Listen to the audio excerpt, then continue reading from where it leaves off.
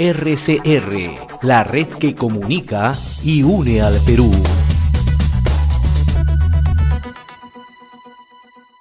Tenemos un invitado especial en esta mañana y le agradecemos la gentileza que tiene con RCR, Red de Comunicación Regional. Nos acompaña en estudios centrales en nuestra multiplataforma de RCR en Lima el señor ministro de Cultura, Ciro Galvez. Qué gusto saludarlo, señor ministro. Gusto de tenerlo acá en RCR, muy amable. ¿Qué tal, señor Fernández? Gracias por la entrevista. Irimay Kuyay Kichik, Yapay Kichikman, Wauke Panekuna, Gabaribajkuna. Lo están escuchando en diversos puntos del territorio nacional, sobre todo en zonas alejadas, ¿no? Y justamente el motivo de esta conversación es brindarle, ¿no?, información de primera mano a nuestros hermanos que nos sintonizan, nos siguen a diario. Hablemos de un tema que ustedes están impulsando mucho, señor ministro, ¿no? El tema de los gestores interculturales. Y esto tiene que ver justamente del enfoque del accionar que tiene el gobierno en comunidades nativas, comunidades originarias, ¿no?, sobre el tema de la COVID, el tema de la pandemia. ¿Cómo se está trabajando? ¿Cuál es la evaluación que se tiene en estos primeros días de gobierno, ministro? El Ministerio de Cultura cumple una función de sensibilización a los pueblos indígenas para que no haya rechazo a la vacunación. Y esto se está haciendo a través de los gestores interculturales, que son personas de las propias comunidades que en su propia lengua explica a su comunidad la necesidad de vacunarse, porque debido a creencias religiosas o apreciaciones, imprecisas, hay cierta resistencia a la vacunación, pero ya hoy las comunidades están entendiendo que esta es una enfermedad nueva, desconocida, que puede causar estragos. Yo he puesto siempre como ejemplo en esta labor de cómo cuando llegaron los españoles hace 500 años, trajeron enfermedades que eran totalmente desconocidas en esta parte del mundo y diezmó casi a todos los peruanos originarios. Entonces, ese es el gran problema. Yo aprecio y reconozco el gran valor de la medicina indígena basada en nuestras medicinas tradicionales, las hierbas medicinales. Pero esta es una enfermedad desconocida, que no la conocemos. Entonces, es mejor asegurarse con la vacuna que está científicamente demostrado.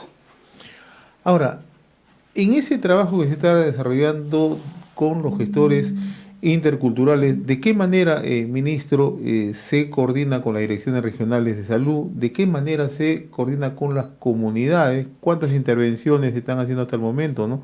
Porque la pregunta que nos están haciendo de inmediato, ¿no?, ¿de qué manera se llega justamente a la labor de intervención, ¿no? La labor del Ministerio de Cultura es previa a la vacunación y a veces coincide en el mismo día. Los gestores interculturales trabajan directamente monitoreados por las direcciones desconcentradas de cultura en cada región. Hasta ahora tenemos 32 gestores interculturales y estamos preparando para que sea por lo menos el doble en diciembre.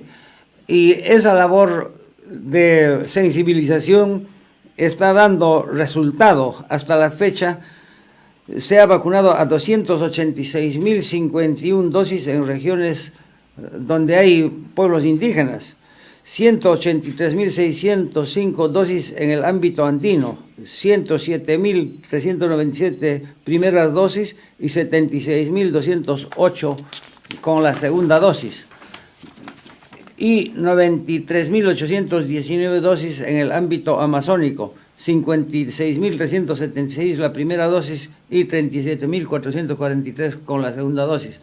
Entonces, ahí se refleja el entusiasmo que se está poniendo por parte del Ministerio y la confianza que están adquiriendo nuestros hermanos originarios para que la vacunación se cumpla para todos los peruanos, porque es un derecho que todos tenemos.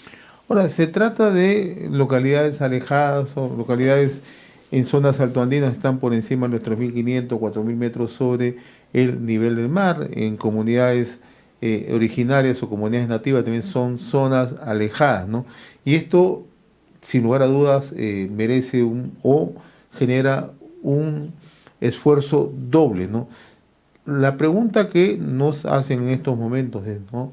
Si estas van a ser campañas sostenidas en todas estas comunidades, ¿no? Si esto va a ir de la mano justamente con la promesa que ha hecho el propio presidente de la República, Pedro Castillo, ¿no?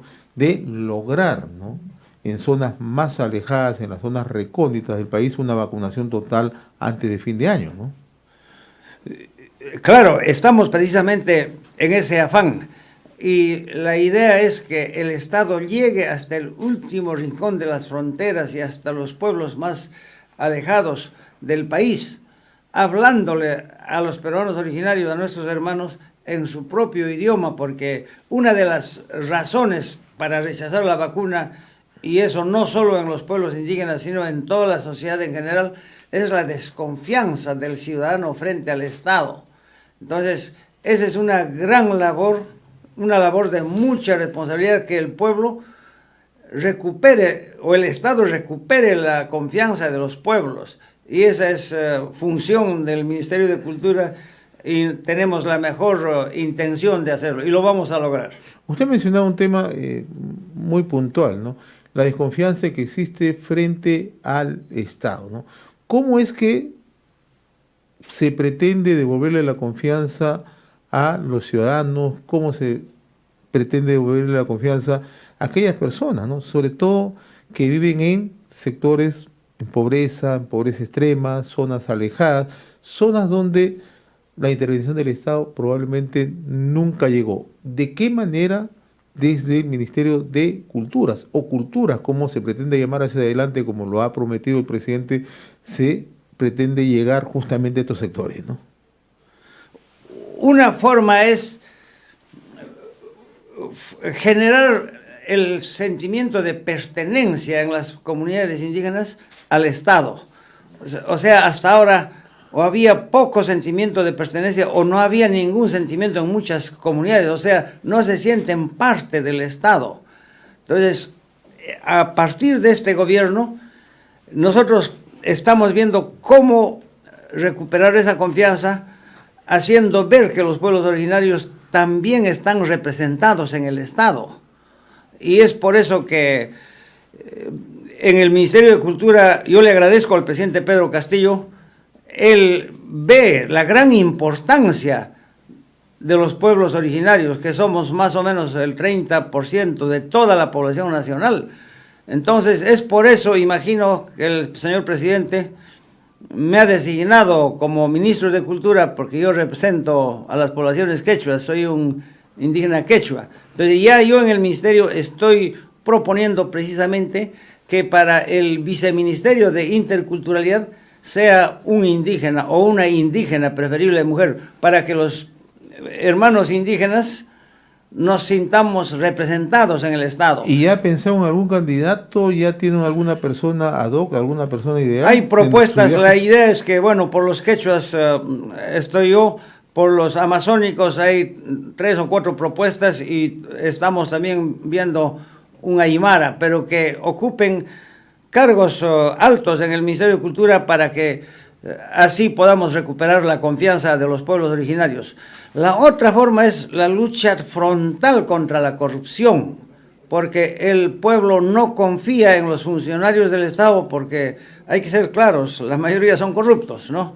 Entonces, dar muestras claras que nosotros no nos vendemos ni un milímetro contra la corrupción.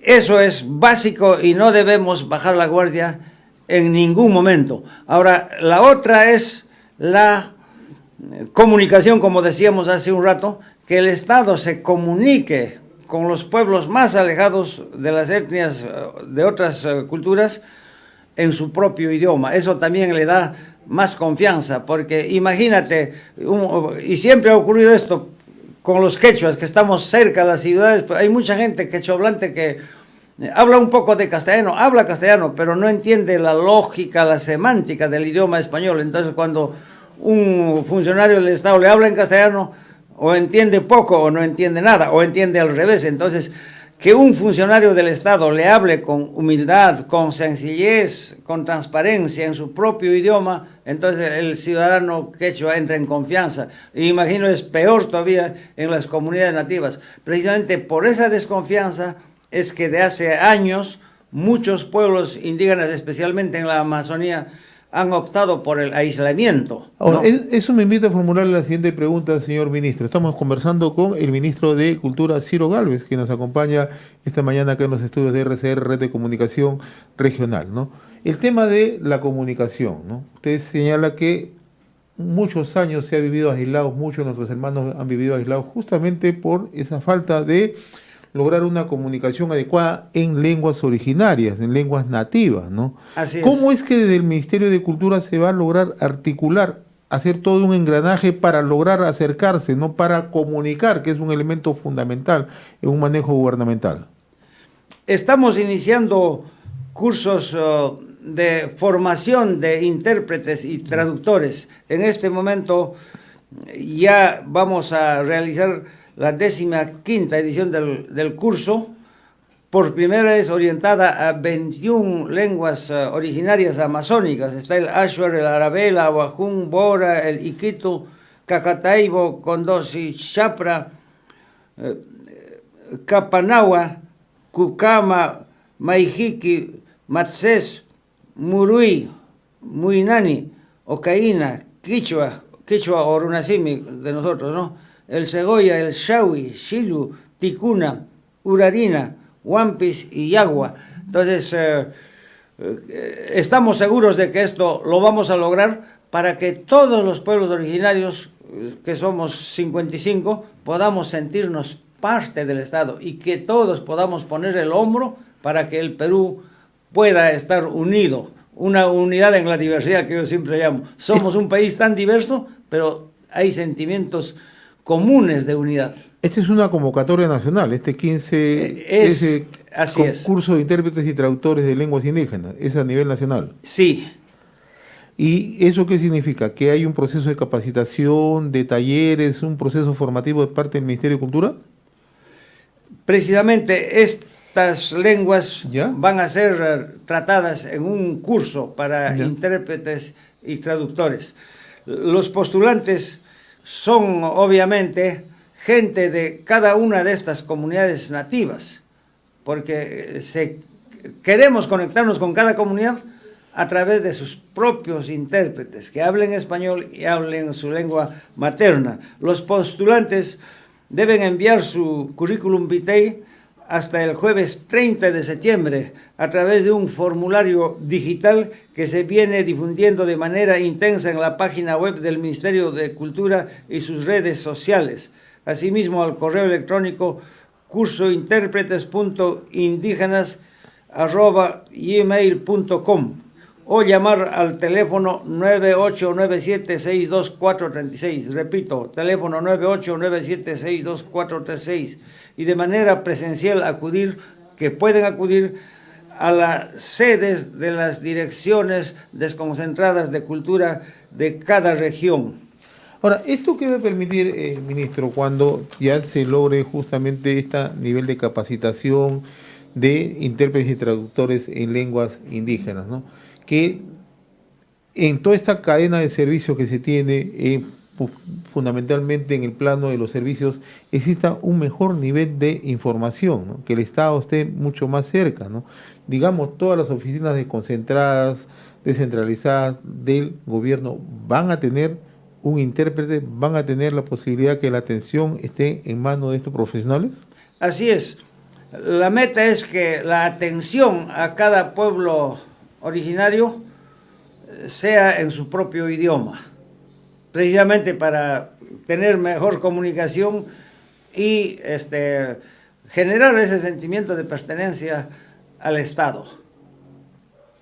Bien, en realidad nos parece bastante, creo, ambicioso, pero sobre todo, ¿no? Bastante realista, ¿no? Porque como hemos conversado previamente a la entrevista, este es uno de los grandes retos que tenemos. Asume el Estado a partir de este gobierno, que precisamente estamos entendiendo que el Perú no es como creíamos hasta ahora, una sábana blanca, todos los peruanos que debían pensar todos en español, que todos somos descendientes europeos, y no es. Habemos gente mestiza racialmente, pero nuestra cultura es otra. Por ejemplo, en el caso mío, soy medio blanquiñoso, mi apellido es español. Usted es huancabelicano, ¿no? Claro, pero nací en una comunidad, hasta ahora soy comunero calificado, mi idioma materno fue el quechua, y entonces había siempre esa distancia, esa discriminación por parte de los funcionarios del Estado a los pueblos indígenas. Muchos, hasta ahora hay discriminación en muchos lugares, entonces nosotros somos enemigos de la discriminación. Y también entre las causas de esto es la burocracia. Lamentablemente el Estado es demasiado burocrático, eso lo reconozco, y existe la firme decisión de que los funcionarios, al menos en el Ministerio de Cultura que yo presido, la atención se va a acelerar, se va a simplificar los trámites. Es por eso que yo soy práctico, ¿no? Por eso que a veces se me ve viajando, conversando con los diversos grupos de diversos idiomas, ¿no? Entonces, eso es lo que queremos. No esperar que el ciudadano venga al Estado, sino que el Estado vaya a todos los ciudadanos, porque el Estado es de todos los peruanos.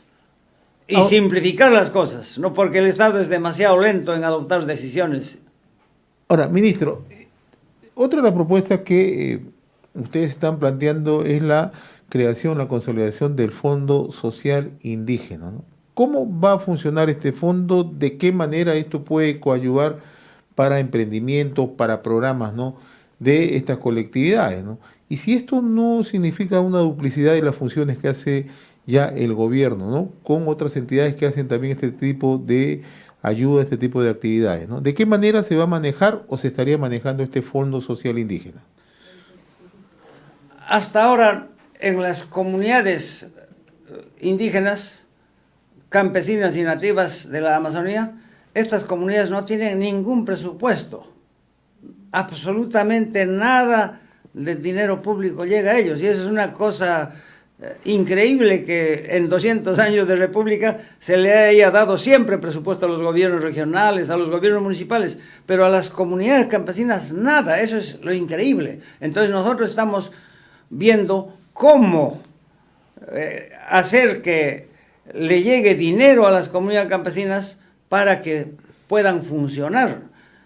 Obviamente en obras de infraestructura, en obras que necesitan. Entonces, los pueblos indígenas viven en una situación de exclusión y de subalternidad total, como si no fueran peruanos, pero en sus territorios están los grandes recursos mineros, hídricos, energéticos. Entonces la idea es que el canon proveniente, una parte de ese canon, vaya a las comunidades campesinas. Actualmente hay mucho dinero por canon y lo mandan al gobierno regional y a los municipios, y a las comunidades nativas y campesinas que son dueños del territorio no les llega nada. Y mañana, porque yo que chakran chikunamanta, alpan chikunamanta, jorgongo, y ñogan chikmangan y chicantapas, jovan chicho, estoy diciendo, se llevan tantos recursos que hay en el territorio comunal y no vuelve nada. Y esto contraviene precisamente al convenio 169 de la OIT, que establece que los pueblos originarios deben participar de los recursos que existen en sus territorios. Y en el Perú no se hace nada, no se le da nada a las comunidades, salvo algunas excepciones. Pero tocamos con una realidad, y me parece interesante lo que usted está abordando, ¿no?, con una realidad que se plasma en el día a día, ¿no? Por ejemplo, el año pasado, ministro, se han perdido más de 10.000 millones de soles producto justamente de los malos manejos, ¿no? Porque estos recursos que usted mismo acaba de mencionar, canon, regalías que llegan a los gobiernos subnacionales, no han tenido un aprovechamiento. Entonces, ¿de qué manera, a partir del gobierno, a partir de un buen manejo eficiente en la gestión, se puede hacer que estos recursos lleguen a esas comunidades, ¿no? Precisamente eso es lo que estamos viendo la forma, y ese es el llamado Fondo Social Indígena, ¿no? O sea, se va a hacer con dinero proveniente, o sea, la propuesta del canon. Del canon, mira. Así es, porque es justo, si por ejemplo en un territorio comunal hay yacimientos mineros que producen dinero, entonces es justo que ese dinero parte llegue a la comunidad, pero ahora no llega nada, y las comunidades campesinas y nativas no tienen ningún presupuesto. Es una cosa lamentable que año tras año viven en una miseria total. A eso se debe la miseria, que el Estado le quita sus recursos, pero no les devuelve nada, ¿no? Estamos igual que en el coloniaje, o de repente peor, porque en el coloniaje todavía habían algunas leyes inspiradas en la caridad cristiana, que hay que hacer algo por estos pueblos, pero en la República, yo creo que la República fue más dura, más excluyente en ese aspecto que el propio Estado colonial. Ministro, yo le agradezco, yo sé que tiene una agenda apretada, me gustaría seguir abordando otros temas, yo me comprometo a seguir conversando estos temas de interés nacional, y sobre todo porque esto sea una fuente de comunicación, una fuente de transmisión informativa hacia las comunidades, a las colectividades. Nosotros llegamos, como les comentaba hace unos momentos, a zonas bastante alejadas. Ya habrá oportunidad. Pero déjeme preguntarle una última pregunta, ¿no? Los medios de comunicación están informando una reciente reunión en el Consejo de Ministros, ¿no? Donde se habría presentado un proyecto para ver el caso, ¿no?, de la incineración del cuerpo de Abimael Guzmán. ¿Se abordó ese tema en el Consejo de Ministros? Eso ya salió la ley promulgada por el Congreso. Por el ¿no? Congreso, ¿por el Consejo de Ministros se abordó o no este tema? En el Consejo de Ministros. Sí. Sí se abordó, y la tendencia a la moción es que se respete la autonomía de las instituciones, del Ministerio Público y del Congreso.